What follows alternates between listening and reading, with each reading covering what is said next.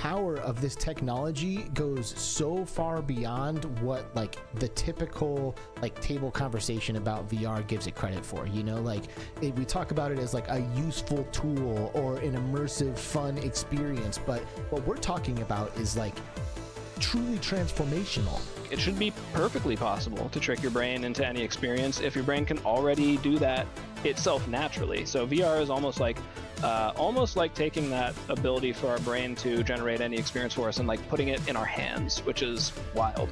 Man, that's something in the history books. People are going to look back and be like, yeah, 2022, 2023. That's when education, after hundreds of years, finally upgraded. We're in a strange time where our physical worlds are intersecting with our digital identities, and right now is a time to kind of determine what you want that to be. Once you have full body tracking that works well and it's frictionless, right? Meaning it's easy to do. Yes.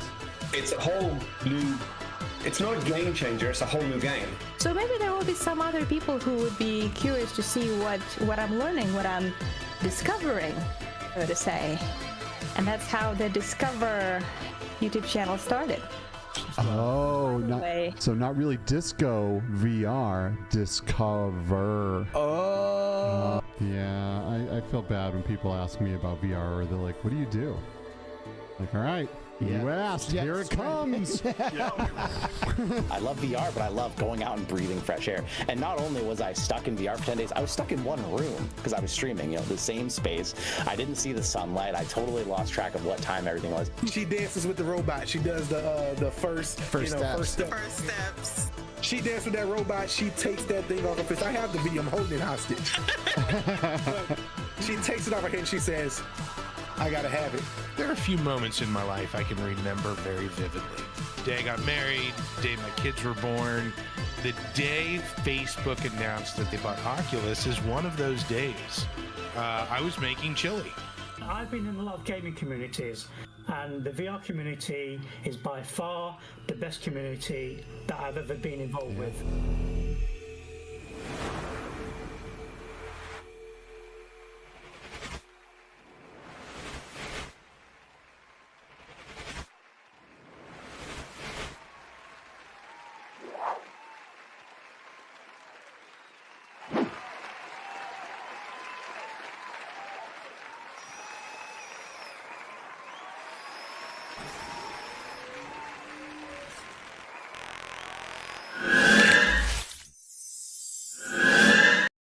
Hello, everyone, and welcome back to the Between Realities VR podcast. Holy crap. This is the season 8 premiere.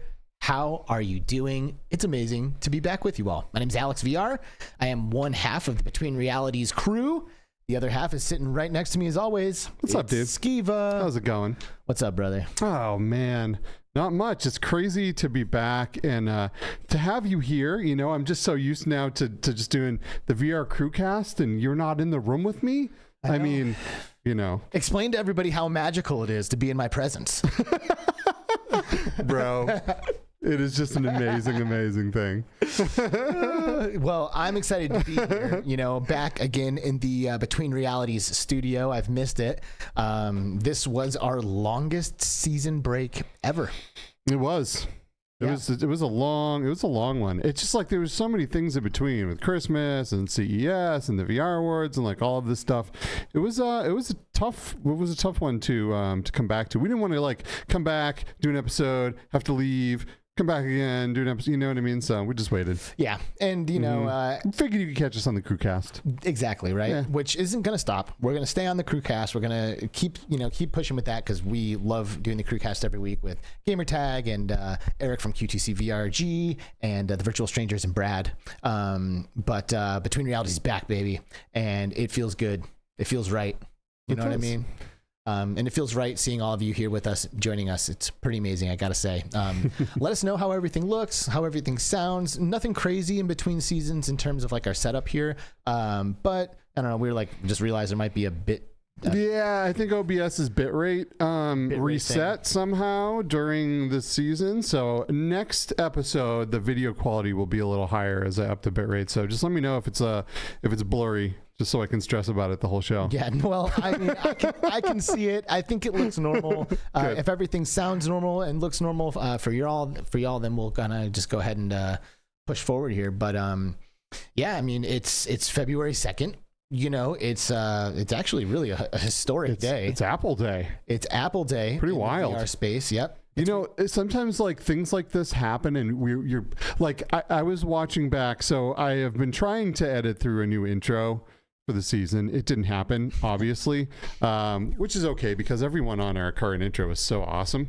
You know, so it doesn't matter. But either way, I was watching back, and I think on like season 2 we started talking about this Apple headset. No way. Season 2, yeah, dude, is when it was rumored that they were entering the market, and today there's like 50,000 unboxings happening. There's, you know, first experiences, you know, everyone talking about it. There's people here in the chat, like getting things done, probably wearing this, watching this episode through the Apple Vision Pro's pass through. And it's just a historic day for VR, for the whole XR industry, man. I mean, it's you got to like stop and just take it. And even if you're not a fan of Apple and this headset, you just have to like really just sit in the gravity of the situation for a minute, and because we don't get this often. We don't get something so big so often in the XR industry. So for real, dude. Yeah. And you know, like right now, like you said, like right now, people are like their Vision Pros are showing up on their doorsteps, like as we literally speak. They're at the Apple store getting fitted for their face things, and it's exciting, man. 2 of our crew casters, Eric from Q2C VR Gamer and sadly is Bradley, are both live on their channels right now, opening Apple Vision Pro, which for the record, that means if you're here with us watching this live, like you're the real deal. Okay. Because you could be watching Brad and you're here with us. So I'll take that as like the ultimate compliment. Do you mind if I go and watch that? Actually, I don't blame. I wouldn't blame you. Right? I wouldn't blame you. You know. Actually, let's be real. I couldn't handle this without you. Not like this. You know. Oh man. So what do you think? Are you excited for the? I mean, do we want to get right into this? Should we say hi to chat first? Yes. I feel like we should. Yeah, absolutely. Yeah. That's a good idea. And you mentioned somebody was in chat like days ago. Yeah. Virtual Steve, I think, was the first that I saw a couple days ago on the top of the chat. So thank you, Virtual Steve, for your support. Thanks, bro. We love you. I got Ryan B at the top of my fresh chat. Oh wait, this is top. Let me go to live. Oh, there we go, baby. Yeah, but Ryan B, what's up, man? What's up, Ryan B's B? In the house. Classy Grandma is here. Classy Grandma. BR Fammies, welcome back. Classy Grandma, we missed you. What up, Classy? You know, our days just weren't the same without you here. We're not. Farmer True's in the house. Let's go. What's up, man? Good to see ya. What's up, Farmer True? Pilot 007 in the house as well. Hey, Pilot. Little Mahina. Hey, Mahina. What's up? Kensei Gaming VR is here. Kensei the homie. He's our Arizona homie. He is. Red/Ace. What's up, man? Good to see you, dude. What's up, man? I love how often I get to see you, bro. I just gotta say that. It's pretty awesome. I don't think I've ever seen him without his haptic glove. Why would you? I don't know. There's definitely no reason. It's him. It's, the two are connected. He's cyborg for sure. German Rifter's here. Hey, German Rifter. Man, I miss you. The legend. I wanna be closer to you, German Rifter. Man, if we go back to Gamescom this year, I am going to hunt him down. I think he was sick last time when we were there. Dude, I'm gonna find you. Fucking going. Rifter. I don't care if I have to like take out a loan and like ruin the rest of my life. I will be there. Oh man, look at this Red/Ace. I think with the very first gold Between Realities member logo. No way, really? Yeah, I mean I think that means he's been a member for like a year. Do I have it set for a year to be gold? Something like that. You know better than I do. I can't remember what it has set to. But either way, you've been supporting us for a really long time, and thank you so much. And thank you to everyone that supports us. All of our Patreons, all of our YouTube members, and just everyone who comes here and hangs out, and especially those who hit that little subscribe button. Right. And frankly, I mean, we were just off for like 2.5, 3 months. And if you stuck with us as members and Patreons throughout the breaks, like that means a lot, because you're like making a financial contribution to something that you're not even benefiting from in real time anyway. Now, that being said, if you haven't seen every single episode of Between Realities, There you go. All right. Go do it. Go do it. There you go. There's the value add. Literally, just like Skeeva was saying, he was going back watching season 2 episodes. I bet you it was really interesting and fun. It really was. It really was, man. We had some great guests from the very beginning. We've had just an awesome lineup of people in the VR industry that are here contributing and making the space and what it is. And I really just get to reflect on that as I was, getting some clips from prior seasons and stuff. So, and that's not going to change. Phenomenal. No, that's not going to change. Nope. That's, we're sticking with it. As far as I know, we're going to stick with the Between Realities format for season 8. We'll have a guest every single episode. Yep. Maybe if like someone drops out, rather than like canceling or like scrambling to fix it, we'll just show up with just the 2 of us, just to like try to appease some of the feedback that I've gotten from people who I hold near and dear. But otherwise, the plan is, as always, is to have amazing guests from within the XR space, which we, of course, have been at work putting together. And I am pleased to say that this season looks like it's lining up to be another fantastic season. It's going to be a banger. It's going to be a banger. And this season will be fun because, of course, we'll be seeing new faces like we always do, but we'll actually see some familiar faces too. Something that people don't realize is that, one of the reasons for our seasonality here on the show is we like to kind of hit the reset button every season in terms of who our guests were. So like if you were a guest on season 2 or we had somebody as a guest on season 2, we wouldn't have them again for season 2. But once we hit a new season, then we'll entertain the idea of having somebody back. So this season we'll actually have some people who have been on the show in the past come revisit us, and we'll catch up with them. And we'll also have new faces, familiar, and some that are probably brand new to a lot of you to join us as well. So it's going to be an amazing year. Can't wait to chat with everybody. Some great people that are that have said they're going to come on and talk with us this season. Some really good ones. I'm just super excited, man. I'm just super excited to talk to everybody. This is it's like hopping on. A lot of these are like hopping on calls with with such good friends. We know so many people in the industry, and it's we see so many at different expos and conventions we go to, and it's great to connect here on the show as well. Yeah, absolutely. Yeah, it's gonna be good. And like one of my favorite parts of like having a stacked season is like holding it like a secret, and being like, like people don't know what we're gonna do for season 8, So I'm excited to reveal who we'll be having joining us as we go through the weeks of the podcast. And one thing that you mentioned to me when I showed up today, and you said you were like back watching early episodes, was that there's a name that you have seen in chat from the very beginning. A couple actually, 2 that even 3 that I'm noticing in the chat right now. Paradise Decay has been here since the very first season. Shout out to you, man, and so has MickeyBerr. Thank you, MickeyBerr, and Andy Obscure Nerd. Man, like they're just so many of you guys have just been there since the very beginning, and some of the early episodes were a little tough to get through. So just with our sound set up and you speak for yourself, okay? Like I think the early episodes are great. Season 1? Well, I'm gonna go back and watch some of those. Yeah, maybe. The audio quality's come a long way. The audio quality was terrible. We had a lot of technical difficulties, and it is what it is. Yeah. We don't have any technical difficulties anymore. No. None at all. That literally never happens. This little warning sign on my YouTube stream right now. I know. It's not even a thing. We go live. At least, but I mean, look how far you've come. Dude, season 1, season 2 Skeeva, you'd see the sweat falling off of his face right now. Like, there's this like warning sign on his OBS, and he would just be like, "Oh no!" So you've come a long way, brother. Yeah.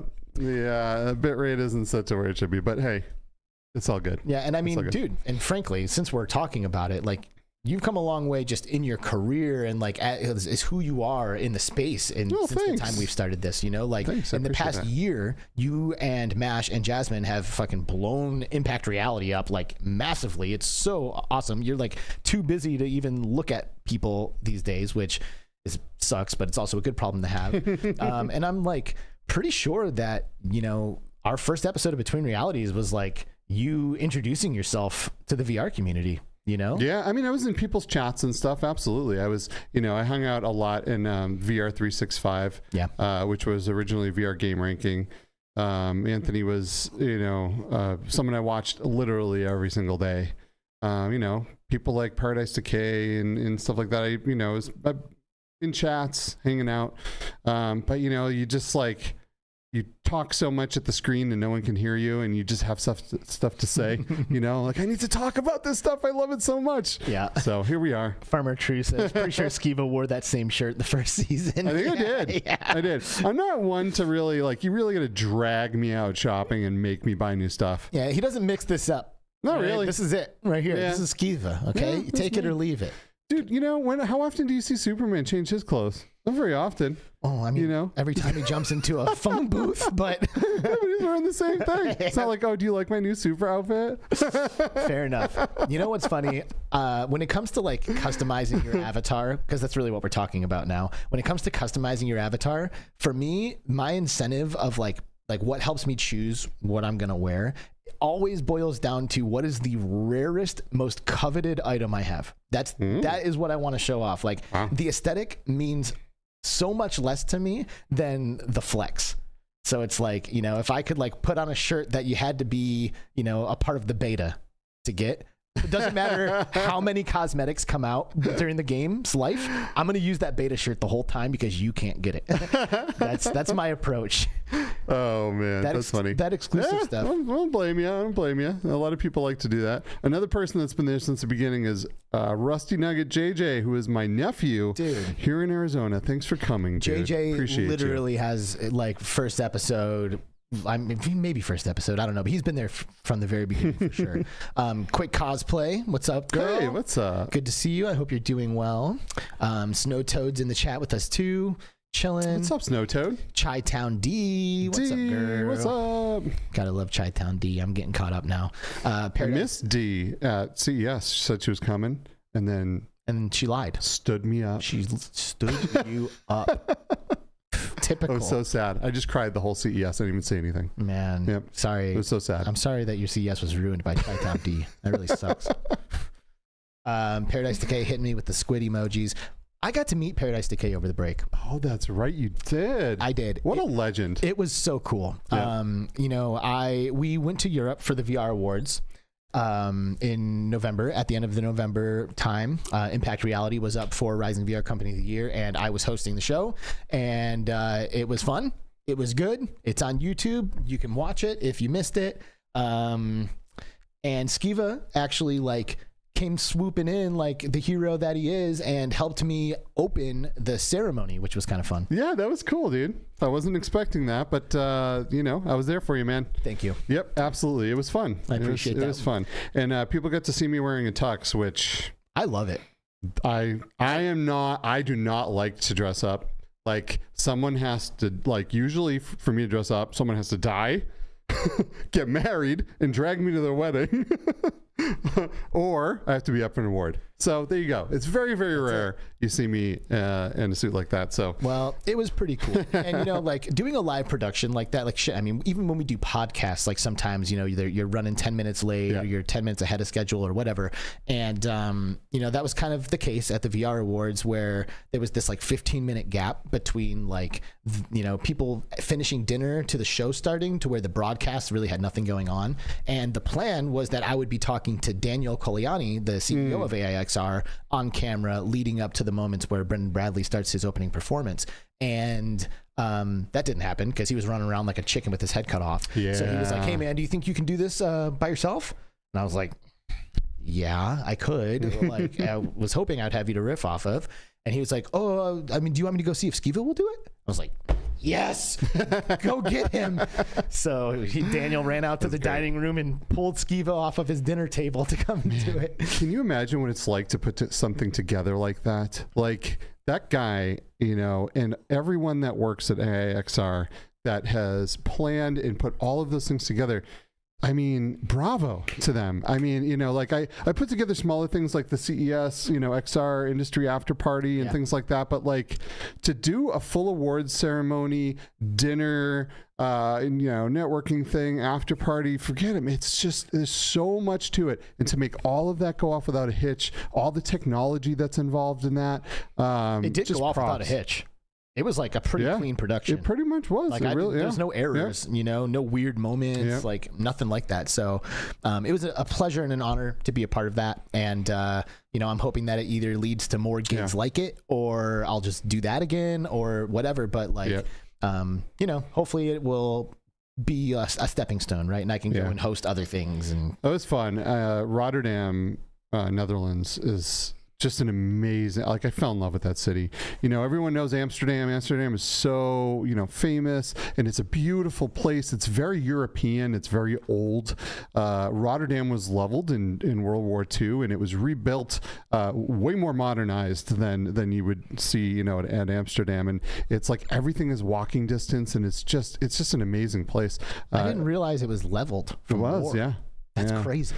Yeah, pretty crazy. It's sad what we do to our fellow humans.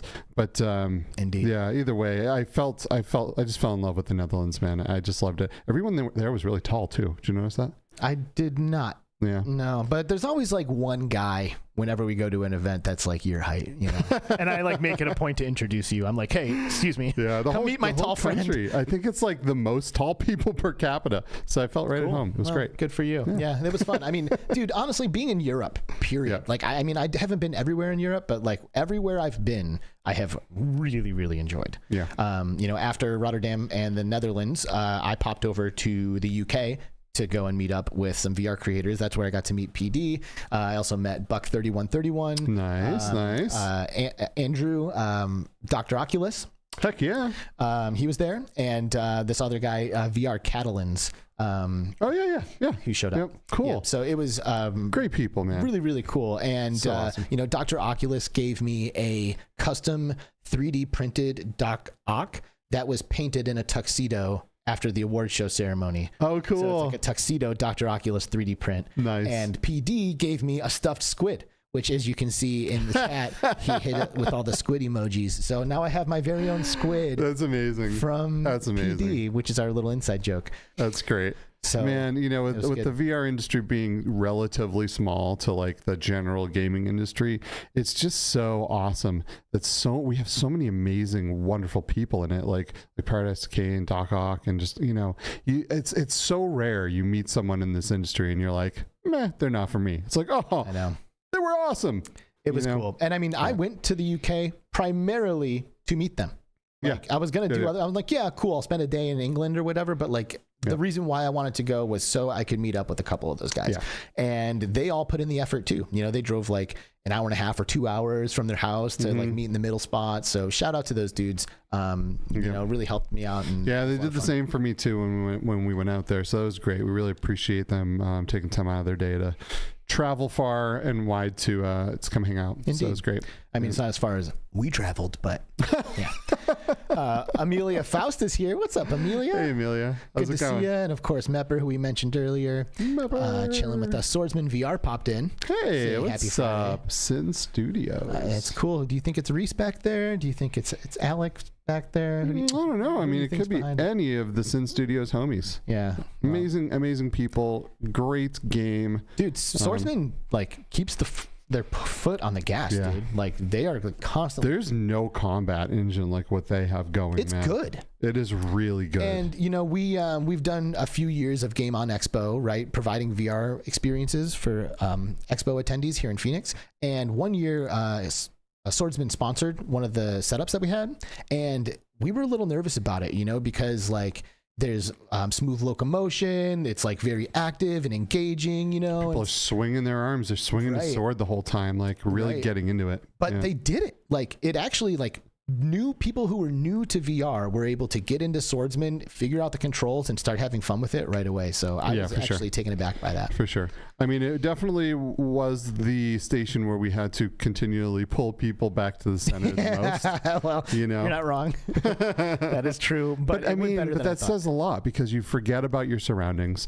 You forget you're in this convention center full of 1 million people, and that there's other people around you. You feel like you're in there sword fighting, So it's good. Yeah, it's good stuff. It is good indeed. Of course, getting things done, hanging out, get them to the metaverse. Hey, what's up? Dude, I cannot wait to see your AVP content after I know. Same. Looking forward to it. Yeah, absolutely. Brandon VR, who saw at CES. That was so cool. Yeah, he came out and was at the party with us and running around CES and got to check everything out. So that's cool. It's great to meet Brandon. Mm-hmm. It was awesome. Both of the Tribe, Grey Wolf. Heck yeah. Here. Tribe, what up? Mr. and Mrs. Tribe. Thank you guys for tuning in, and Jenna Sequoia chilling with us also. Heck yeah. Hey, Jenna. What is up, Jenna? How are you? It's almost been a year since we saw you. I know. It's pretty crazy, huh? I know. Laura Pisa. Hey, what's up, Laura? Hey, Laura. We got to see you at From CES. Reboot Imagine. Man, I love it. It's like, just as the years go on, like every name in the chat's like, oh yeah, I've hung out with you in real life. Oh yeah, I saw you a few months ago. Like, oh yeah, that happened. Glitch Fandango, shame I didn't get the chance to buy you a drink when you were in town, Alex. I feel you, G. We'll try again in the future. Glitch. I love Glitch. Yeah, dude. What a good dude. Yeah, he's been around and he's the real deal. Yep. Shapeshifter, the amorphous game cat. What's up? You're in the vicinity of Amsterdam? Nice. Hey. We really enjoy our time there, and I have a feeling I'll be back there next year.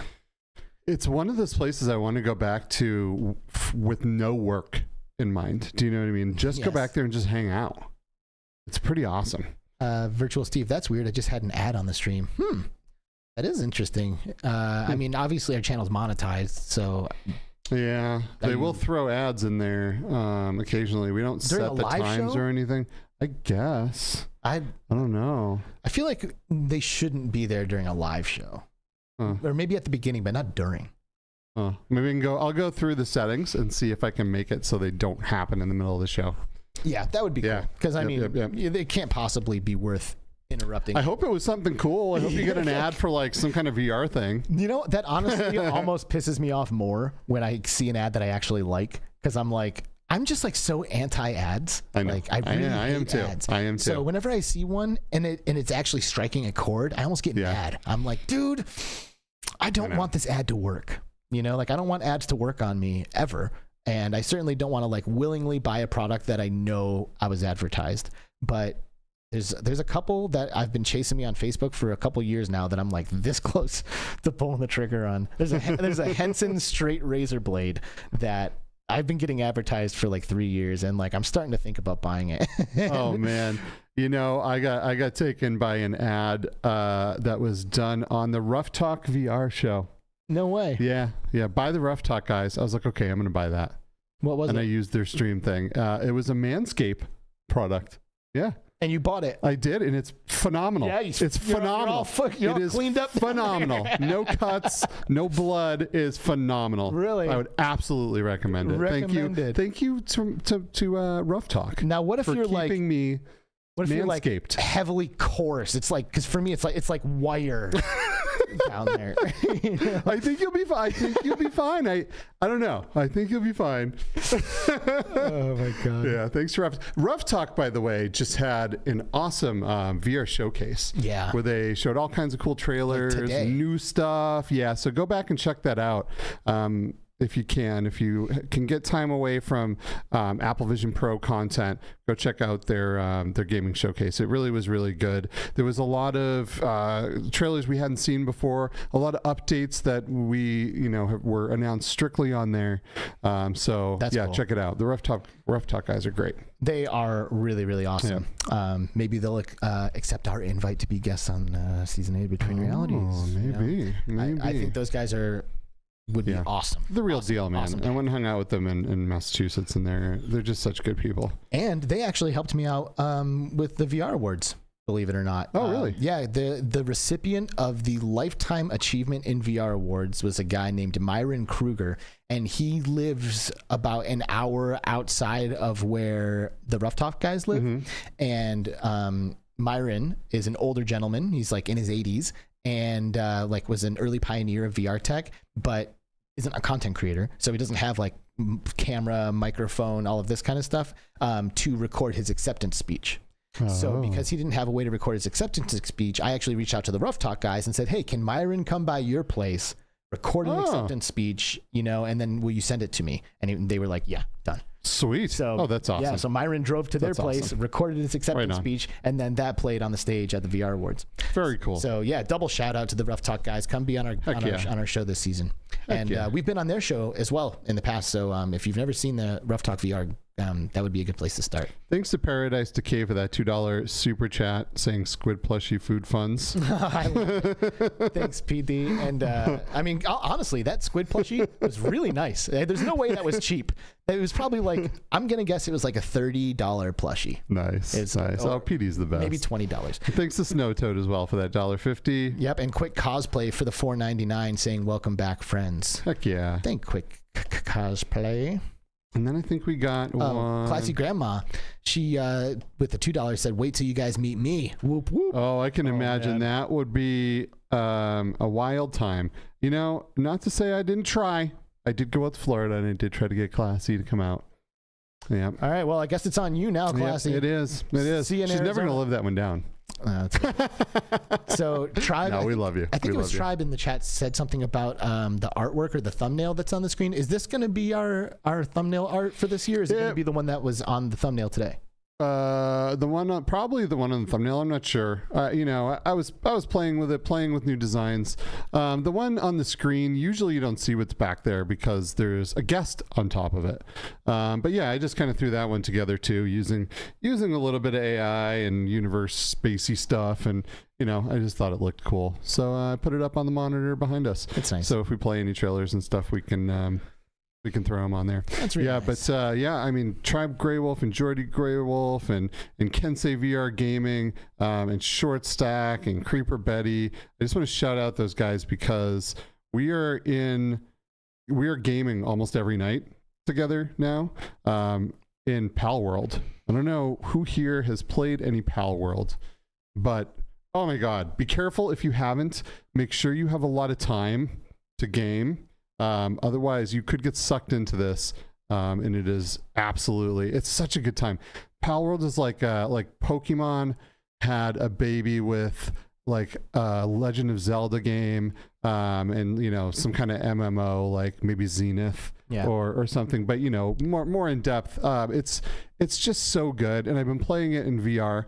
I have like 45 hours in it, all in VR using the Unreal VR injector. It works pretty good. There are some issues, and if you have time, you can go in and you can cut. So the thing is with UEVR, if you just launch it and you inject it, you're going to get the game, but in VR. So you're going to get third person. But if you take the time to either create a profile or go and download one, you can have it play however you want. So I tried it in third person, which was super fun. I also tried it in first person with 6-stop controls, which is probably my favorite. And oftentimes I go in first person with an Xbox controller. And the reason I do that too is because there's so many more buttons on the Xbox controller to map everything to. Otherwise, there isn't really enough buttons to do everything you need to just on the standard controllers on your Quest or on the Index. I've been playing it on my Index. Is it an immersion breaker for you to like just have to set down the tool and pick up a controller? And so it's more of an immersion breaker to play a flat screen for me. Okay. A lot of these guys are in there flat screen as well, you know, having a blast. But for me, I mean, I just don't get the same joy out of playing a game flat screen as I do in VR. And if I am able to do something, you know, like the Unreal VR injector, that's how I'm going to do it. It runs pretty smooth. I mean, I have a 3090 graphics card, so I don't know what it would run like on a standard graphics card, but it is it's great, and that game is so fun. It is so fun. Man, I should put up like a trailer or something. It's just really good. Yeah, and I've got we've got Tribe in the chat saying bring Alex to Palworld. I feel like I probably should be in there. I was eyeballing it before I even realized that there was going to be an Unreal Injector mod for it, which I wanted to say, like, I think this game specifically, this release happening at the same time as the UE VR mod release is like insanely massive. Not only just for like putting VR on the map for a lot of people, but like showing and proving the potential of that mod and what it's capable of doing, because Palworld was out for like 5 minutes and there was a VR mod that worked. Like, it came out and instantaneously. Well, because it's done in Unreal, it just works. It's incredible. And then the community went in and started making really, really cool profiles for it. Unreal the Unreal Injector is really, really cool because you can play the game how you want to play it.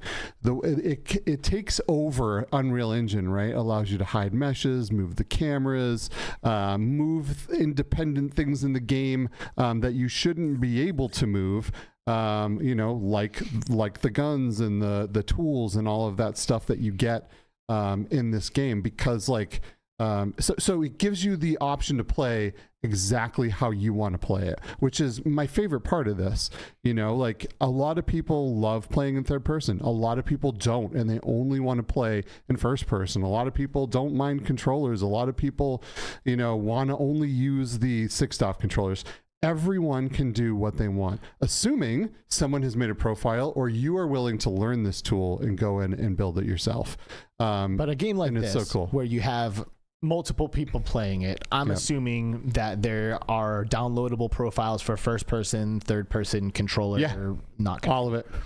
Yeah, all of it. Now, and to switch between the modes, is it like a like I have to close the game, reinstall it, or No, so I mean you put in the mod that you want to play on, and then anytime you launch it, that's what happens. You can kind of just rename the folder or whatever, and it'll go back to the default. Got it. Or switch between different profiles if you'd like. The cool thing is there's a really good community of people in the Unreal VR Injector Discord that are constantly in there making really, really good mods and taking everyone's requests, and people will say, oh, I wish this worked better or this, and someone will come up with a way to do it and then post a new profile in there. And it's just a great community. It's a great tool, and it allows you to play so many games that you wouldn't be able to play in VR in here. And I don't know that I would have played this as much or continue to play this as much if I had to play it on flat screen. Obviously, it's a great game. I just really prefer the immersion of VR. You're a VR hardcore fanatic, bro. That's all there is to it. I mean, like riding these dragons and birds around in VR is absolutely nutty, dude. Yeah, it's just so good. It's really sick. Now, let me ask you this, because as you know, I love VR, but I also love flat gaming, and I can't get away from flat gaming. I have no plans on getting away from flat gaming. The biggest thing for me, and maybe we can make this succinct because I don't want to launch a whole conversation about this, but the biggest thing for me is that there is friction with wearing a headset. It is not as comfortable as not wearing a headset. Do you just are you just chilling? Are you just used to it? Does it get uncomfortable? Do you push through the pain? Do you have moments where you want to take the headset off? This is why I continue to use my Index, because my Index to me is extremely comfortable. It is, it has some downsides, like the resolution being lower than the Quest 3, obviously, and a lot of the other headsets. But for me, it's super comfortable. I love the controllers. I know you do not. They're my absolute favorite VR controllers, even though they keep breaking. I have another set that just broke, so I will be on a 7th set here soon. Why do you like those controllers? They ergonomically work well from my hands. You know what I mean? And not stock either. I had to put the 3D printed extenders on there for bigger hands. And then after that, I mean, they were absolutely perfect for me. Everything about them is exactly what I want in a controller, besides their reliability as far as how often they break.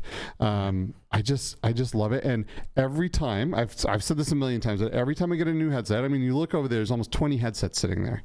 And every time I go, please let this be the one that gets me away from my Index. And they never are. The field of view and the frame rate and the controllers is everything to me. Being able to put my controllers wherever I want and not lose tracking. When I put my controller under my Quest 3 to look down the iron sights of a gun, I get all kinds of wobble. I can't aim properly. And a lot of people don't have that problem, and I don't know what it is about me. But it just does not stay stable for me.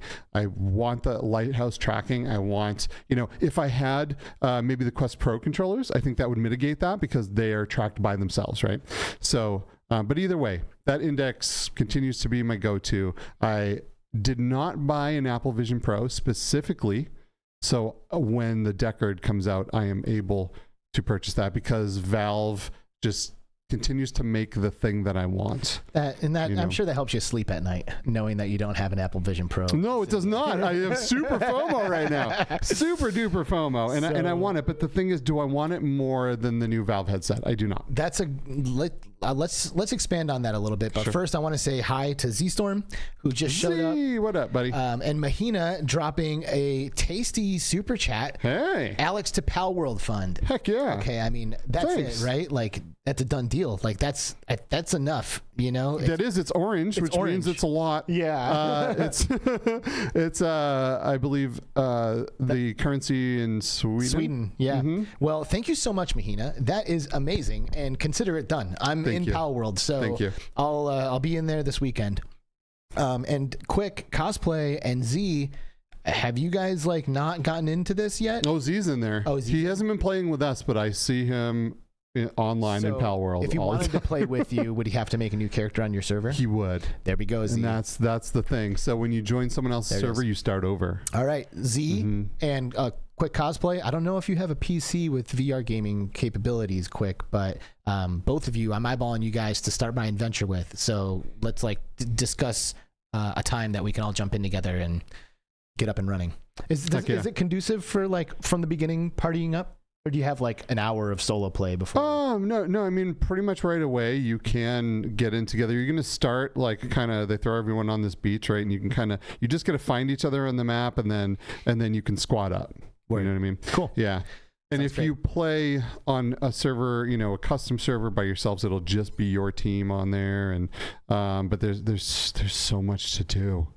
There's just so much to do. It's absolutely nutty. Hell yeah. Well, I'm excited. I've been looking for like the right game to come along to like pull me back into VR and keep me in the headset like every single day. Asgard's Wrath was that for a while, but like it just kind of like tapered off, and I haven't been back in a minute. You'll love this flat though too, which is really cool. Yeah, and you can play it how you want it. I love that. Yeah. Like if we all do it on the right server, maybe tonight I'll play in VR, tomorrow night I'll play flat screen. Exactly. I love that. I absolutely love it. Yeah, and this is cool too because I feel like I could play flat when my kid is here, and she would get a kick out of just watching this game. It's the pals, which are very much like Pokemon. She loves Pokemon and she loves all that stuff. This is kind of cool to watch as a kid too, except Pokemon don't have machine guns. Yeah, so. Right. Tribe saying, "Whoa, Alex, I'm at the top of the Get Alex to Palworld list." You are, but you're not level 1. Okay, that's what I'm getting at. Like, I need a couple of level 1s to come with me to start my journey, because we can catch up to where you guys are at, or get somewhere near on the same level. Marcosaur is here. What's up, Mark? Thanks for dropping by. Okay, so Apple Vision Pro Day. It's a historic day. Season 8 premiere Between Realities. Everybody's freaking out. Did you accidentally delete the rough talk comment? I did. It was literally like a fat finger moment. I was just like clicking through stuff and I accidentally hit a comment. Sorry, Rough Talk. Sorry about that. Rough Talk gave a shout out and glad you enjoyed our showcase and funny Manscaped story too. Yeah. I did not mean to hide Thanks, that. guys. Yeah, we totally did not mean to hide your comments. But Sorry about that. You're also banned. Don't ever come back. Okay, so Apple Vision Pro Day, right? It just happened. Dude, it's out, and neither one of us have put it on our face. No, we have not. What are you gonna do about I will be doing that. I'll be going to the Apple Store to do that. But also, if there's anyone anywhere around me that has one of these things, let me know. I would love to come over and just take over your headset for a while. Just get that sweet Skeeva scent. Oh in there. Come on, man! I won't even charge you for it. Yeah, I mean, I feel like it's pretty much imperative that we absolutely get a demo of this headset. I'm super scared to do it because I feel like I'm going to put it on and I'm going to fall in love with it and I'm going to spend the money on it. And then I'm not going to have the money for the new Valve headset when it comes out. You're not going to buy it because you have to get an Apple device too. You don't have to. You've already sold your phone. You don't have to. But you would. No, I don't think I would. No? Because I did that already, and it was a lot of pain for me to use an iPhone. So I don't think I would. And I have purchased an iPad Pro. Because I do need it to kind of monitor my kids' stuff, right? So I do have that. I could use all of that, set it up. It does have all the required things. It has LiDAR. It has all that stuff. That's cool. So I could use that. But The thing is, though, with this, you put it on and it is connected like it's your phone to your Apple Photos, to your Apple Calendar, to your Apple Mail, to all of this stuff. I don't use that ecosystem. I have a few things here and there in some of those, in some of those apps, but I'd put it on and I'd see really old photos from 10 years ago, and I used to use Apple products and stuff like that, and it wouldn't be the same for me, but I do want to see it, try the pass-through, try the hand tracking and the eye tracking, and just get a good feel for it and play some of the experiences that are on there and play with some of the things. And hopefully that, wherever I go, I can kind of connect to a Mac and kind of check that whole thing out. I mean, a lot of it is really cool. I am not bought into that ecosystem anymore. I used to be an Apple tech. I used to be super into Apple, ran Apple servers and businesses and did all kinds of stuff, supported all of the products. I'm just not anymore. I actually have an Apple computer of yours, like a Mac that you gave me to do something. Oh, yeah. You needed something at one point, and I was like, here, take this. Yeah. have an Apple. I know. I still have it. It's just sitting collecting dust at my crib. And I never did anything with it. I just stored it. I don't even know what I was supposed to do with it. Well, if you ever need it, there you go. I have it. Yeah, it's beautiful. But I really do want to go in and at least try it out. And like I said, I really am scared that I'm going to want it. And then I already want it. I just, when it comes between that and the Valve headset, I just don't. I can't do both. Yeah, I mean, it's it's getting hard for me, bro, because in my my old age of VR fandom, I'm not like a budding, the novelty of VR has worn off for me. Yeah. You know what I mean? It no longer blows my fucking mind like it used to. I'm very comfortable in VR. I can pop a headset on and off all day and not have those what is my reality moments, Yeah. So it's been getting harder for me, when I think about my PlayStation VR 2 purchase, I'm like, dude, did I need this? Did I need this? And I did, and I do, right? Because I have a VR podcast, and I want to be able to talk about all this stuff, and I want to try it all, like you, yeah. Right? I want to try Apple Vision Pro, But the reality is my Quest 3 is not getting as much use as it probably should for the price. My PlayStation VR 2 is definitely not getting as much use as it should be for the price. And it's not even that I'm lacking access to the content, So there's something that is making this kind of stuff harder for me, With the PSVR 2, I am definitely not regretting my purchase for one reason: the exclusives. The titles I've played on the PSVR 2 have been some of the best VR experiences I have ever had. Resident Evil 4 Remake, one of the best VR games I have ever played. I mean, I've played them all, and it is up there with with my Ghost of Tabor obsession and all that stuff. I'm just scared. It is, and Resident Evil 8, one of the best games I've ever played. Gran Turismo 7, the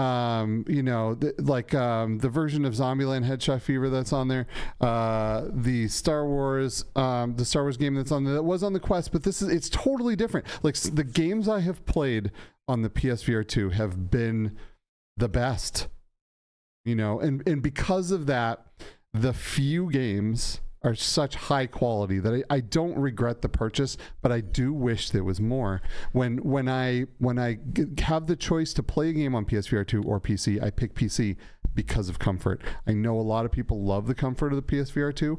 My head shape does not lean itself towards comfort in my headset.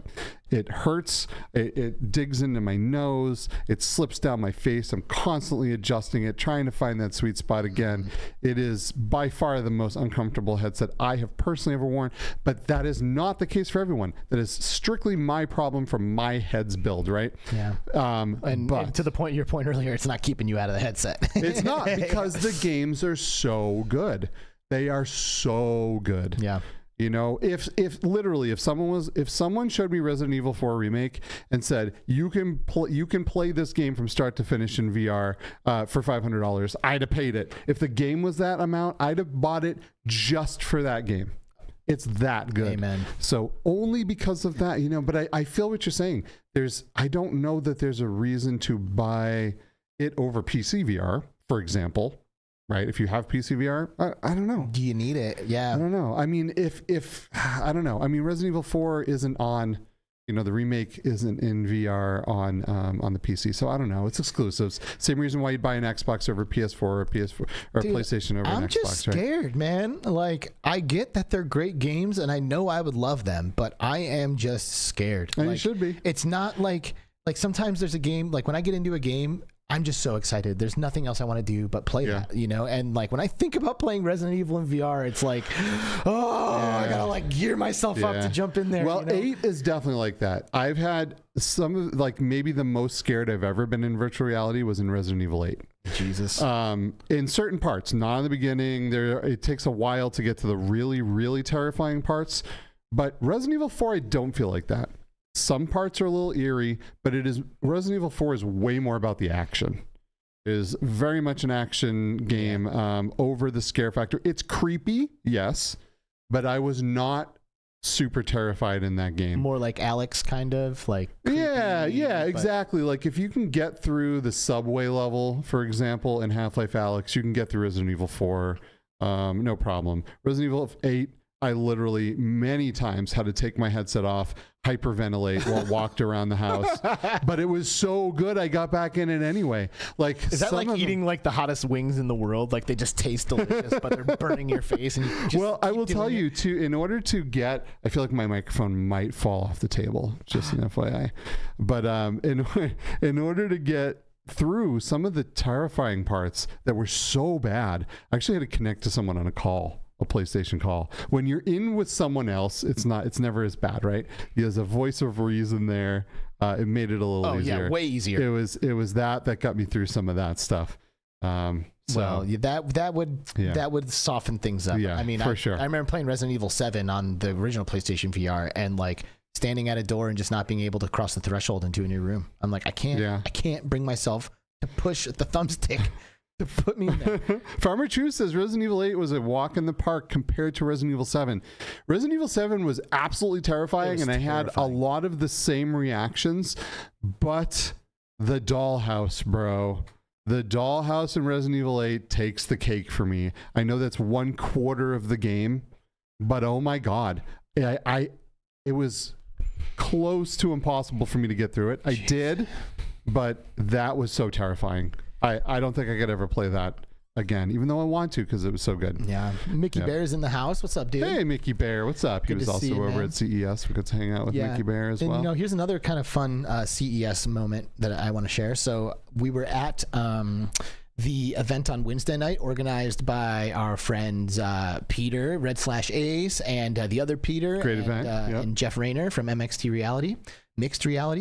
And while we were at that event, there's a bunch of people, you know, we're just like cruising around, chatting, hanging out, you know, blah, blah, blah. And, you know, if you've never been to one of these events, you are often just like walking up to people who you don't really know and just starting conversations, you know, like if you're at the same party, like, you know, the same people, there's probably a reason for you guys to meet. So like, you know, these networking events are like legitimately networking events. Like you are meeting and networking with people. So anyway, I'm used to meeting people who I don't know pretty regularly going to these things. And I was doing that and I was like sitting in the room, just like having oh, that's going down, ain't it? I was sitting in the room just having a conversation. I'm talking about his microphone, by the way, if you're an audio listener. Skeeva's microphone is like hanging on by a thread right now. It is hanging on by a thread. Just don't touch it. Okay, it's not touching it. So anyway, I'm having a conversation with somebody who I don't know, and we're just like going back and forth, and like it's fine, it's comfortable, it's warm. And then they like mentioned something that like made me realize they knew me, you know? And I was like, what? Okay, hold on a second. Who is this? And I look at this jersey that they're wearing. They've got like this black jersey on, and it says Assassin number 32. And I was like, Assassin 32. Holy crap, you're Assassin 32. Like we didn't like exchange names or anything, you know? And like I didn't recognize his face because I've never seen his face in the chat, you know? So anyway, it was crazy to have this realization because I talked to Assassin 32 for like 5 minutes before glancing at his shirt and realizing who he was, which is pretty hilarious. Sweet. That's so funny. Which also, little side note, little tip, if you do ever go to these events, maybe you're new and you're thinking about going to something like this, it does not hurt to brand yourself. Wear a shirt with your name or logo on it so people know who you are. Yeah, if you're a content creator or something, right? Yeah. Obviously don't go and put, you know, Joe on your shirt, you know? Right, exactly. Yes. But the other thing is, if it's an event like CES and you're going to an after event, wear your badge. Yes. It's like so helpful to have someone's name on their badge and their company, and you can get through that awkwardness super fast. You know who they are, you know where they're from, and pretty much what they're doing there. But yeah, there's nothing like events like that, man. So it was really cool so meeting good. you, Assassin32, and you're a super awesome dude. And you know, I established that before I even knew that I knew you. So that's cool. Were you there for the group hug at the Impact party? Like a ton of us went in and we all gave Assassin32 a giant hug. It was super fun. No, we had our own private moment. Nice. VR Spry Guy's here as well. What's up, man? Hey, what's up, Spry Guy? Good to see you. How's it going? Techno Glitch, traveling, man. Oh man, I missed all you guys. Me too. I really know. did. It's been like 2.5 months since we did an episode. I know. It's absolutely crazy. Least, maybe it was 3 months. Traveling Man says Zuckerberg mentioned San Andreas VR and Deep Silver IP at the same Connect. Seeing Metro VR coming gives me hopes for San Andreas news as well. That's a pretty good point. Yes.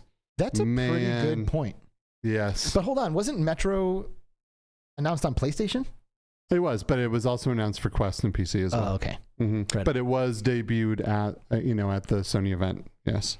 Okay. Well, that's a pretty good point, Traveling Man. I certainly was not considering that. I didn't realize that they were announced on the same day. And B, nobody's ever really mentioned the Metro thing. Like, I guess Grand Theft Auto is a little bit of a bigger deal. But I do think it's kind of messed up that we haven't heard a word about that game from Meta over these 3 years. It is. But Metro is a massive IP. It is such a big IP. Like, they've made so many games. So many people have been hooked on the Metro games. They play them all, right? I mean, they have consistently been like the games that kind of bring the cutting edge graphics to that console, right? Thanks for stopping by, Mickey. See you later, bro. See you later, dude. So I am personally super stoked for Metro. Metro games are kind of creepy as well. I'm also excited that this is finally out of the bag because I saw it development years and years ago for this. We're just working at Vertigo Games, right? Never able to say anything about a lot of these things. So when they come out, I can go, oh, okay. I don't have to keep that secret anymore. Yeah. So it's nice. Which is kind of tough, man, because if all of a sudden you start compounding exclusive information that, you kind of forget what people know and don't know, what you're allowed to say and don't say sometimes. This is true. Yeah, I definitely know about some bangers even still. But Metro, man, I am so stoked for this game. I mean, any Metro game I've ever played has been the best graphics I've ever seen to that date. You know what I mean? So I hope Vertigo can pull this off. And I'm pretty sure they can. I mean, Arizona Sunshine 2 is an amazing game. It's absolutely stunning. Seventh Guest was incredible. That was an IP that they pulled from way back in the day. It was one of my original PC games that I ever played was the Seventh Guest, and I really enjoyed it. I want to play on that. PC. I'm not completely done with it yet, but I definitely continue to jump in it and make a little bit of progress. So it's really good. From Vertigo, when you think about Vertigo's titles and you're thinking about their most recent ones, After the Fall and Arizona Sunshine 2, what do you think? Oh, I mean, I love both of those games. I mean, so After the Fall obviously has way more replayability because you're going in there with people. You're going in there with different squads. All of the zombies are meant to come from different places every time. A lot of times there will be a part where you'll see a massive horde come out of some spot that you would never seen them come out of before. Even though you've played the game for, let's say 10 hours or something. I have 400 plus hours in After the Fall, and it still catches me off guard all the time. You can go in different weapon loadouts. Every time you upgrade your weapons in After the Fall, the game changes completely, right? After the Fall for me is the ultimate Vertigo title. It is one of my favorite video games of all time. Never mind just VR games. It's so good. I loved Arizona Sunshine 2. I don't think I could put 400 hours into it though. Yeah, right. Do you know what I mean? Especially my first playthrough of Arizona Sunshine 2 was phenomenal. I didn't want to stop playing. It was so good. Some of the mechanics, like pulling the pin and shoving a grenade in a zombie's mouth and then watching it waddle around until its head blows off and parts go flying everywhere. I mean, that's amazing. I have to do that. Yeah. But is it after the fall with its replayability? No, not really. I mean, I have gone through and played it a couple times. I've gone in with multiple different people and played through Arizona Sunshine 2. And it's good. It's so good. But after the fall, we'll always have my heart. Well, at least we know we can count on Vertigo games. Yeah, for sure. It's really not often that they make huge mistakes. You know, like oh yeah, for sure, for sure. You know, they have their issues, right? They'll let bugs go for a really long time. Well, and you know, for a reason. Usually, they make everything crossplay. Which makes things like that really hard. So if you make a game so you can play with someone that's on a PlayStation VR 2, with someone that's playing on PC VR, with someone that's playing on Quest, then when you do game updates, you have to do them all at the same exact time. And you can't just hit a push button. You got to get like approval and get push dates from these companies, right? And then you have to make them all line up. So it's very difficult. And then if there's something that you do in that and it screws things up, there's just a lot of things that go into that when you're dealing with cross-platform games. It's way harder to update these games. But I love Vertigo games. I love everything they've ever put out, honestly. It's great. I got to go hang out there when we were in Rotterdam for the VR Awards. Got to hang out with the crew. It was great because when I was working for them, I continually was supposed to go to the office, and COVID continued to cancel my flights, right? So finally, after I left Vertigo Games, I was able to go and kind of hang out with everyone and see everyone in person, and which was absolutely great. We spent hours there just literally sitting in a conference room, just chatting and catching up, and did a tour of the studio. And just got to see so many awesome people. So it was great. That is really cool that like when we're traveling internationally that we can sometimes capitalize on the opportunity to visit the headquarters of some of these developers, right? Yeah, like for when sure. I went to Sweden for work and got to go to Resolution Games headquarters in Stockholm. Dude. That was so much fun. Amazing, right? I got to play Demio Battles before it came out, and I was so stoked. Like I was losing my mind. Talk about a friend DA that's hard to keep. Right? I wanted to talk about that game months before it came out. So then, just mentioning Resolution Games here, can we just take a second to go, oh my God, Dungeons and Dragons is coming to VR. Yes, we can. And by giving it to and trusting this amazing IP to a company like Resolution Games, dude, they picked the right people to get this job done. They truly did. Ashley C's here saying happy Friday. Hi, Ashley. Hey, what's up, Ashley? Thank you for stopping by. Happy Friday. And Assassin32 said he just ordered his Between Realities coffee mug. Yes. 4 easy payments of $3.25, which is really a steal if you think about it. It's practically free. Dude, might as well be free at your that coffee's going to taste so good. Dude, I've been drinking literally the best cup of coffee of my entire life during this episode. When you put coffee between realities, it just tastes so much better for some reason. God damn. It really does. Drink your cup and order one for a friend while you're at it. Also Creeper Betty. Hi, Creeper Betty. Hey, what's up, Creeper Betty? She's also rocking the gold logo. Oh, heck yeah. That's beautiful. Okay. I love it. So, love it. Resolution Games.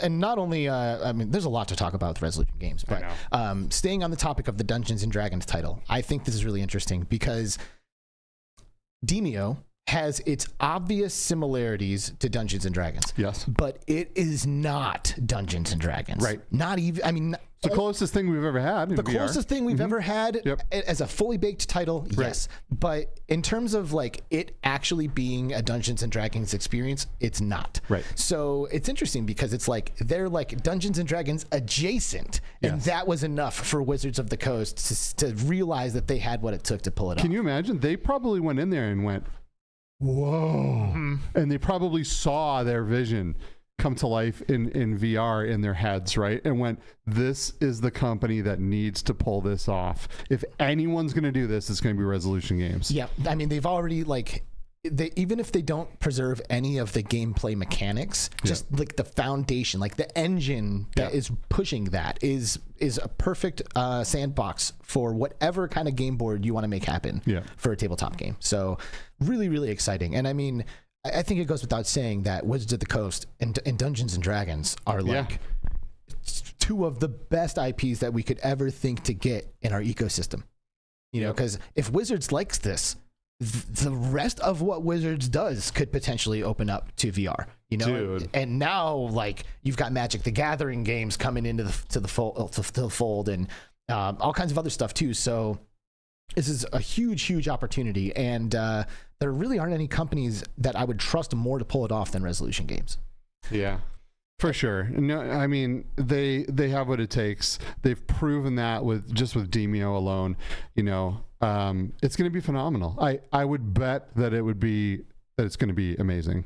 Those guys are just so freaking good at what they do. Yeah, but you have to think, you know, because while they are really good, they still, one of the things that makes them so good is that they work so well within the limitations of virtual reality development. You know, like, they don't have, like, we can't do everything in VR that people can do in flat games. And Baldur's Gate 3 is basically a Dungeons and Dragons video game, and it was like the biggest game of the year last year.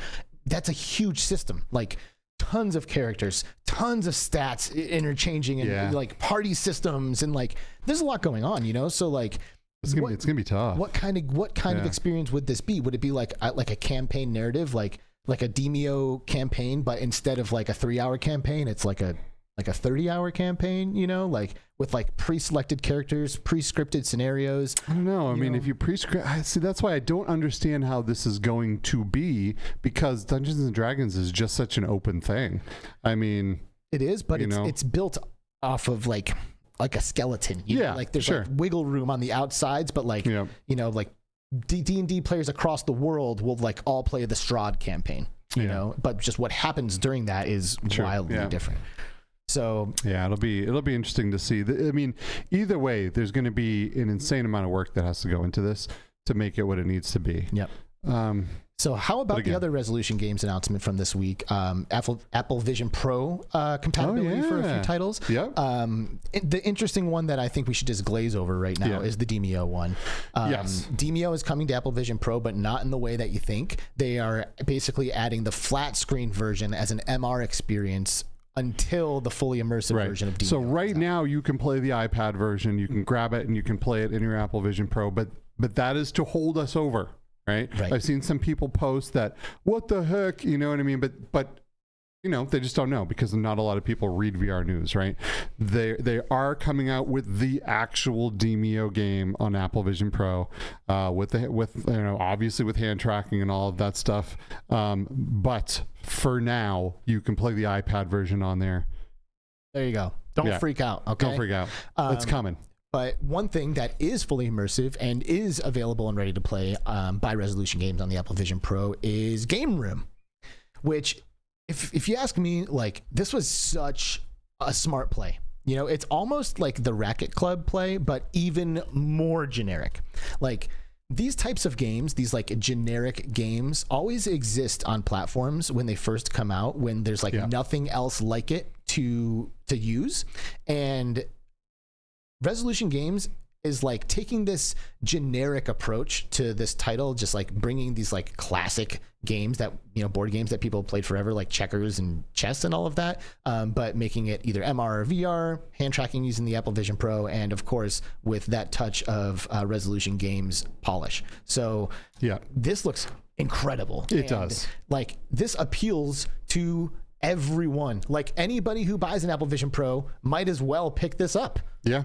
You know, like, you can just immediately start playing these games. You don't need to learn the rules. You don't need to learn a whole new set of characters and all this bull crap. Like, you just pick it up and start playing chess. You know, like, this is going to crush, isn't it?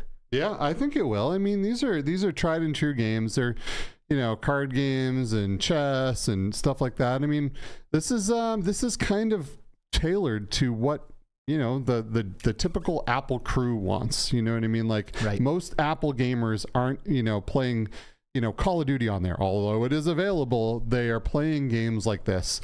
So I think this is from a great studio that knows how to work the mechanics of these types of, of headsets like this. And I think they're going to, it's going to be great. I can't wait to try it eventually, somehow. I don't know. We'll see. We should, first of all, game room on Quest win. Oh. Right? Yeah. Well, is it coming out on Quest? I don't know. That's what I'm saying. Yeah. If it is, that'd be great. I'm not sure though, but if it does, yeah, we'll definitely play it. Man, maybe we should, me and you should, we should split an Apple Vision Pro, or maybe we can get enough super chats to. Dude, yeah. What does our account? What does our account look like? Not Apple Vision Pro status. Well, that there's no way we could split it, right? Like, I don't know. Who knows? No, because you got to get the custom interface. Yeah, it's such a custom thing. I like where your head was at. What's up, Todd? Q2C Todd in the house. What's up, buddy? How are you? And Ashley says she just finished her Vision Pro demo. Ooh, cool. Heck yeah. Oh my God. That needs to be us. Oh yeah. Can we go together? Yeah, I'm down with that. This next week. Yeah. Pick a day. Yep. Shoot up, meet up at the app. Maybe we'll make a film a few things, make a little reel or some crap. 100%. That would be fun. in. Sweet. There's no shortage of Apple stores here. No, I guess that's true. Todd, for the AVP, $10 Canadian. All right. Thanks, Todd. Appreciate you, buddy. And that is your 5th super on a live stream. That's so interesting. It gave me that notification. Oh. Let's celebrate their 5th super. Well, thanks for the 5th super, bro. Sweet. I'm surprised you got that. I mean, I'm assuming you've got an Apple Vision Pro, or maybe one on the way, right? Todd is obviously this guy. So Eric, his that's the second podcast co-host, has one, but I do not think it's available in Canada yet. Todd, is that correct? Can you go into an Apple store in Canada and buy one right now, or would you have to fly down to the U.S. to purchase it? Mash made a social media post, and there was 2 AVPs in his bag. Well, yeah, I know where the other one's going. It's not Todd. Sorry, Todd. I don't know where that one's going. That's insane. Man, imagine that receipt. Oh, my God. Dude, I know. $8,000 on receipt. Oh, my God. I know. No, I do not. Not available in Canada. A lot of people, we've been watching a lot of people fly into the States to buy an Apple Vision Pro. We've seen VRO Mike and Higgins came in, and who else? Tyrell Wood flew in. Nathy came in. Everyone is coming here to purchase this headset to fly home with it. What a fun plane ride home that's going to be, at least for 2 hours until the battery dies. But most of the time on international flights, especially, there's power plugs under the seat. So hopefully they get to play with the whole thing on the way home. And film their reviews from the airplane. That would totally suck. I would not do that. I would wait till I got home. There is no way I could wait. I would absolutely wait. How could you could have an Apple Vision Pro in your carry-on for like 10, 12 hours on an international flight and not pull it out? Oh, yeah. 100%. Bro. Dude, because airplanes are not the place for this, man. And it was in the advertisement they're wearing it on an airplane. Well, maybe as a day-to-day use case scenario, sure. But when I'm trying to become intimate with this device for the first time, I want to be able to fully extend my arm when I go to reach for something. You can't do that sitting in the plane. Or what if something's over here to my right and I'm slapping this guy in the face? But you're not doing that. You're selecting everything with your eyes. Yeah. There is no swinging your hands around unless you're trying to play synth riders on the plane. I'm swinging. You know what I mean? You're literally looking at something and you're pinching while your hand is on your lap. That's what you're doing. That's what I'm doing all kinds of stuff. I'm expressive when I'm in my Apple Vision Pro. So I'm not doing it on the plane. Also, there's problems, right? All of a sudden, the whole room goes flying because you're going 200 miles an hour and the accelerometer picks it up for a second or whatever, Yeah, I mean, we have those problems on the Quest for sure, but Apple has specifically built this with airplane mode in mind. Okay, bro, listen. Chi-Town D said, I just got a TikTok ad.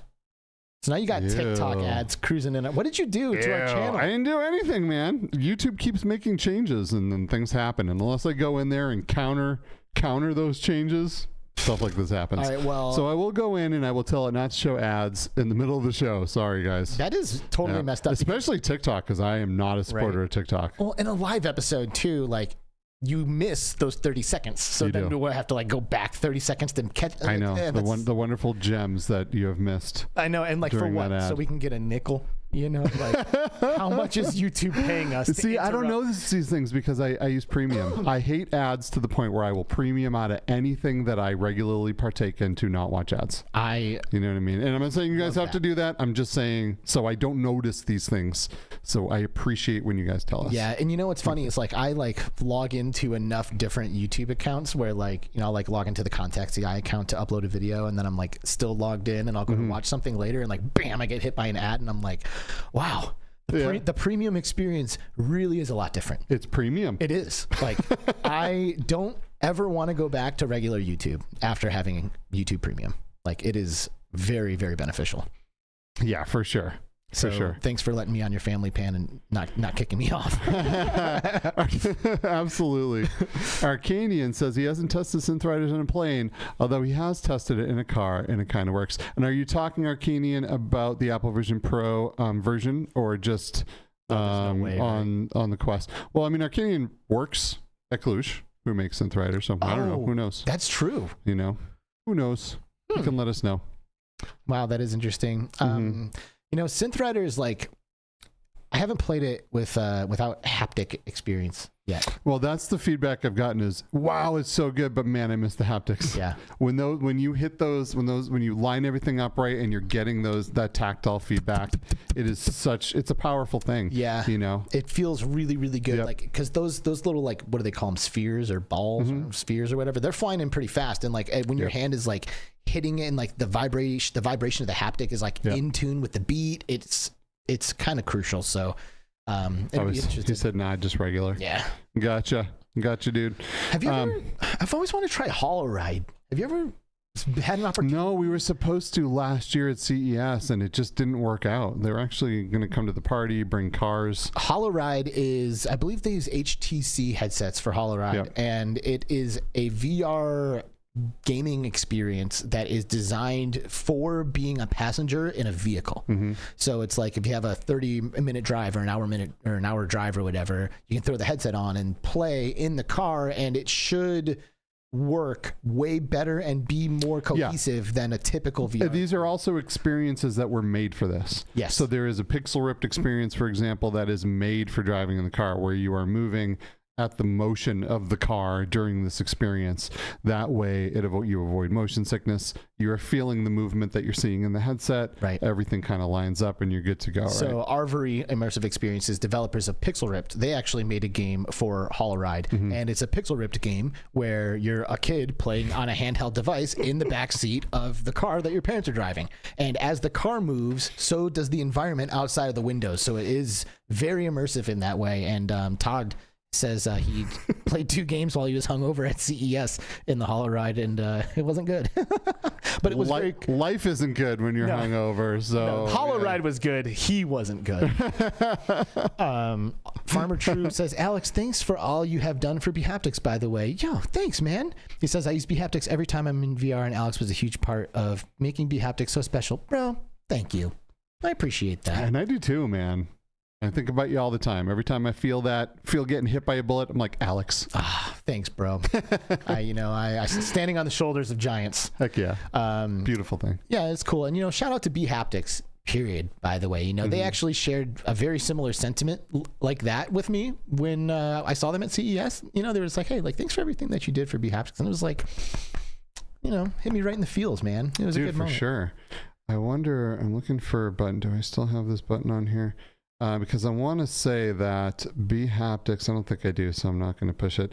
But bHaptics is coming to Breachers on PSVR 2. Yeah, that's insane. That is such a big deal. It's the first title where you can wear a haptic vest on the PlayStation VR 2. That's crazy. That's so good. That's absolutely awesome, because there's nothing like playing a game like Breachers with bHaptics. I mean, it just ups the whole thing to the next level. And I mean, talk about if they can do it again, talk about a value add to that device, because now not only are you able to use it on your Quest and PC, but now your third setup you can use that thing on, which is massive. And it's pretty crazy, because when I was at bHaptics, which I worked with bHaptics for 2 years, the whole time I was there, I was told it is an impossibility to have the devices working on the PlayStation ecosystem, because at the time PlayStation VR was like in full swing. Yep. So I wanted PlayStation VR titles to be compatible, and it was like, we cannot do that. And I'm like, okay, cool. So it turns out, well, maybe they could, because it's happening on the PlayStation 5. I'm sure they had to work with Sony, right, to make this happen, because you have to pair the vest to the PlayStation somehow. Well, right? Dude, shout out to Triangle Factory. Yes. Because Triangle Factory really embraced the bHaptics hardware from the very beginning with Hyperdash. Yep. When Hyperdash came out, they integrated the bHaptics hardware better than any other first-person shooter at the time. Yeah. There was a couple of effects that were really good, like the bottom of the vest vibrating when you're grinding on the rails in Hyperdash. Yeah.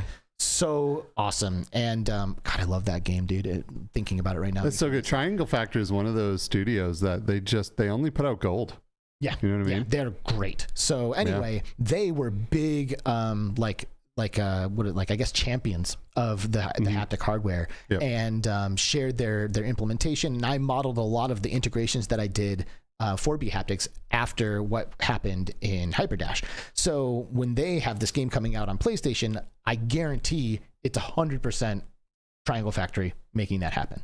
They're probably like, yo, we use this device on our other versions. Can we bring it to this version too? Yeah. And PlayStation was like, let's look. And then eventually the answer became yes. That's my guess. Because like I said, while I was there, we were under the impression it couldn't happen. So if this opens the door for other PlayStation 5 titles to be able to use these devices. Well, it should. I mean, I don't know enough about the back end to say, but if the studio is to implement it into their game, I mean, once the vest can be connected, wouldn't it work? I mean, I don't know. You can connect other Bluetooth devices to the PlayStation 5, right? So I guess it makes sense. Who knows? But I'm glad it happened, man, because this game is so good, first of all. And with the adaptive triggers, the already built-in haptics on the PSVR 2's face, and then the vest, dude, this is going to be the most immersive experience in virtual reality, I think, haptic-wise. Yeah, Technoglitch says, I'm amazed GT7 has yaw support. Me too. Dude. That's insane.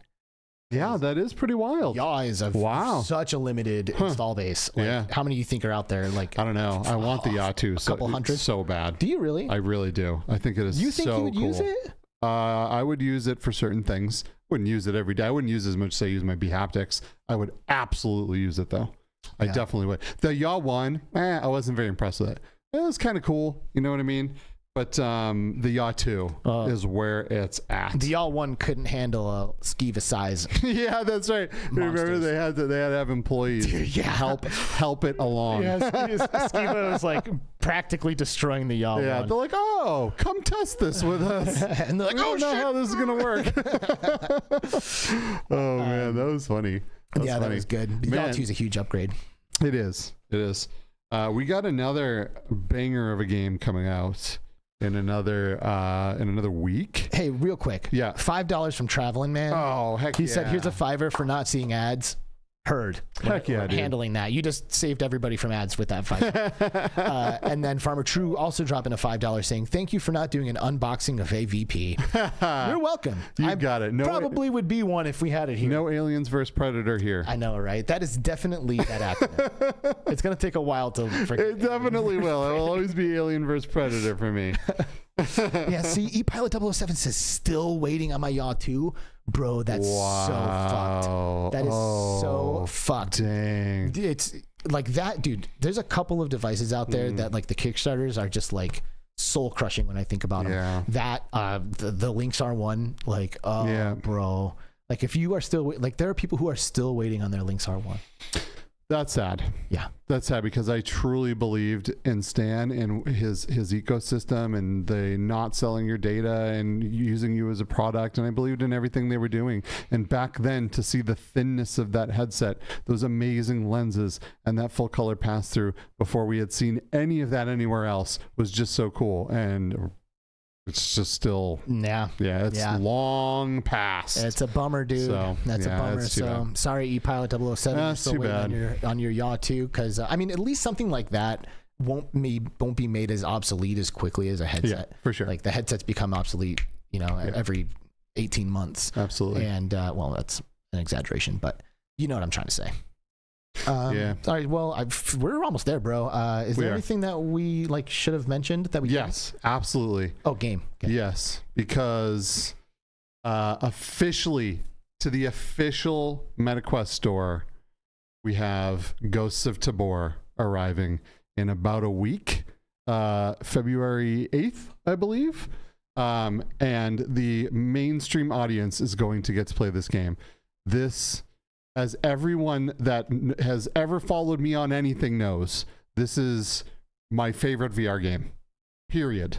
I spend more time in Ghosts of Tabor than anything else. It is the most immersive thing for me. It is everything I think I've ever wanted in a VR game. And it is finally hitting the main store. It's going into a version 1.0. It's coming out of beta. And this is a big deal. This is a big deal because an app lab, just being an app lab, they were able to surpass $10 million in sales. And that was before the game was discoverable on the store. If you typed in Ghosts of Tabor on the store, you didn't get any results, right? So now this is going to be front and center. It's a big deal. You know, they have, you know, 3 maps now. A 4th one was revealed during the Rough Talk VR showcase. Cool. I mean, this is such a big deal.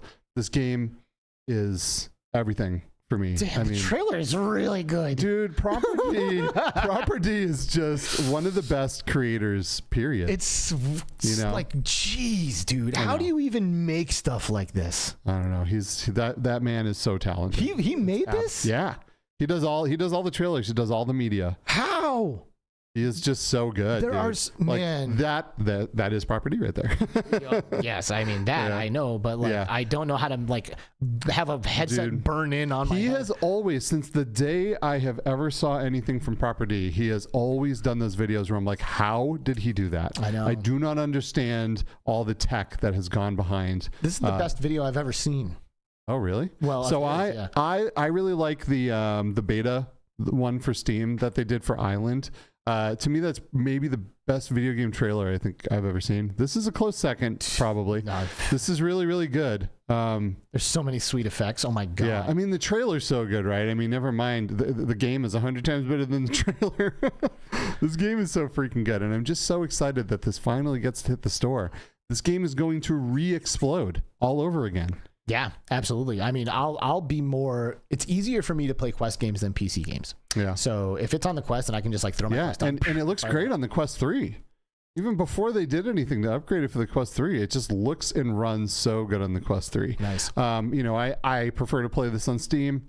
But you know, I do also have it on Quest, and you like to play on Steam, so you can join Discord chats and cheat with all. Yeah, but you can join a Metacall. Cheater friends. You can join a Metacall and do the same exact thing, same cheating. Oh, so now Metacall is an okay thing, but for Beat Saber, it's just like well, no, because there is voice call, there is voice chat, and Ghosts of Tabor. Okay, fair enough. There is not for Beat Saber.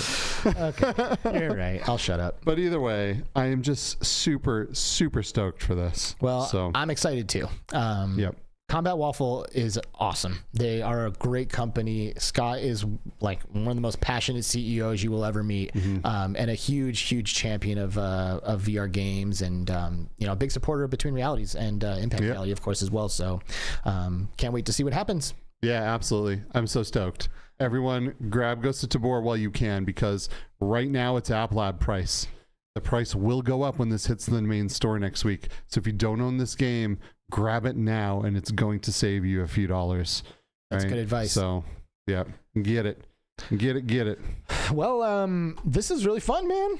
You know, like, it's kind of interesting. Are we done? Do we have to go? Pretty much, yeah. I mean, we don't have to, but like, you know, it's probably it. Like, you know, season 8, we've done 8 seasons of this show. Well, we haven't done 8. We're starting our 8th season of the show now, and it really does feel like coming home, you know, doing this. It feels right. And like, I even noticed, like, as we were about to go live, like, you know, and maybe in previous seasons, we would have had like a powwow to been like, okay, like season opener, like, what are we going to talk about? What are we going to do? Like, let's make sure we have enough to go into or whatever. And like, you know, now here we are, like, it just feels like where I live, and we just go live, and like, we just have the chat, we just talk, and we have you guys, and it just feels natural, and I'm really happy to be back.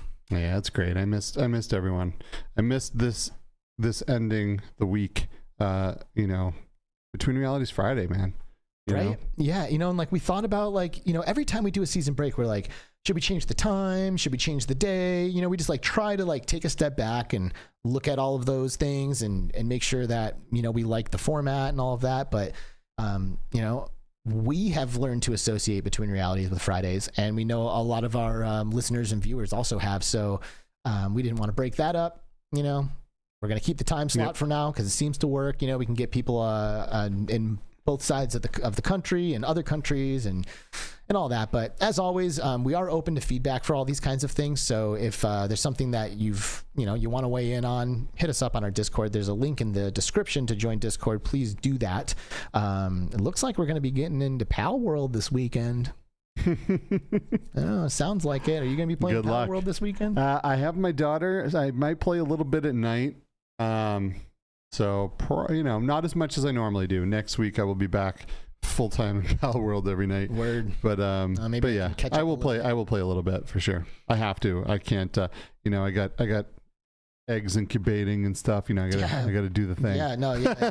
You have a responsibility to your pals. I do. I can't let them get all sad and hungry and Well, that's what it is. I gotta say, I'm really grateful for you, of course, Skeeva, and for everybody else. Buddy. Thank you for all of you for spending some time with us here today on this historic February 2nd, 2024 Apple Vision Pro release day. You could have been watching Brad. You were watching us. You were hanging out with us, and maybe you had us open in a separate tab while you were watching Brad. That's fine. It's the intention means everything to us. So thank you so much for being here and being a part of the Between Realities community. Kensei and Joshua Johnston, who slid in here near the end. Thank you for being here.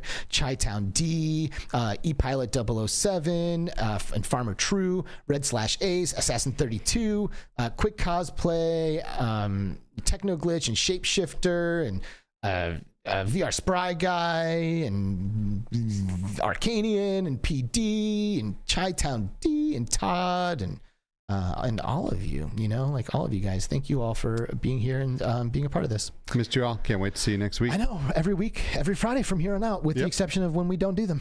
Yep.